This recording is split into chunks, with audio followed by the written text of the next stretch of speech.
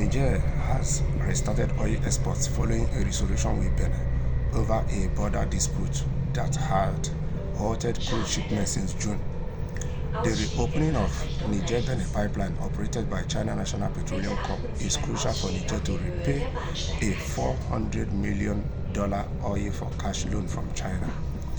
The resumption of oil exports signifies a shift in Niger's geopolitical landscape, with implications for Western allies and China's investments approaching in Africa. So you see, Niger used its oil to borrow $400 million, of which exporting their oil to China will help them in repaying this loan back.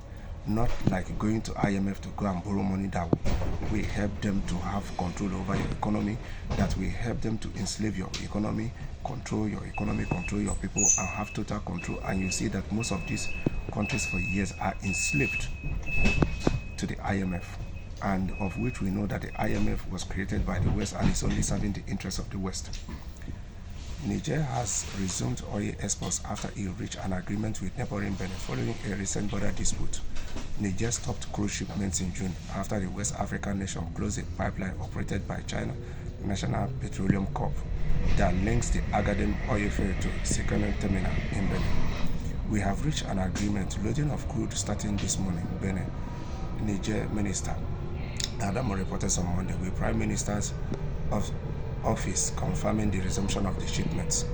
Niger relies on the 1,950-kilometer long Niger-Benin export pipeline built by CNPC as part of a $4.6 billion in the country petroleum industry.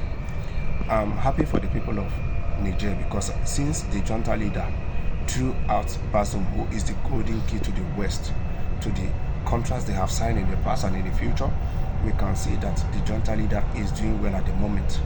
And we just hope that all this money he's getting, he will invest it heavily in youth development, infrastructures, build roads, build hospitals, and all that, and provide job and electricity, and deal with the security threats that are in the Sahel, which is very, very important.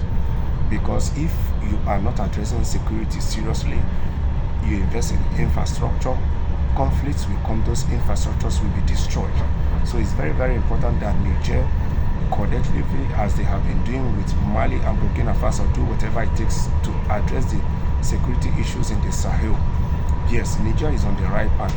The junta should do whatever it takes to liberate the people of Niger from being the poorest, if not the richest, but at least moderate, that the people of that country should be proud of their country, because Niger used to be one of the poorest countries in the world, relying heavily on AIDS.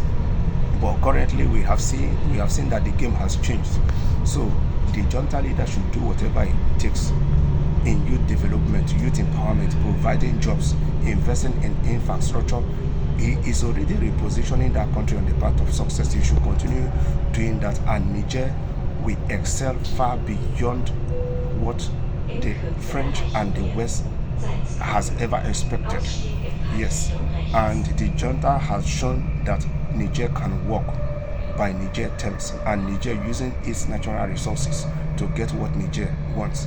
That by doing that, Niger will have a total control of its country, and Niger don't need to rely on any aid to function as a country.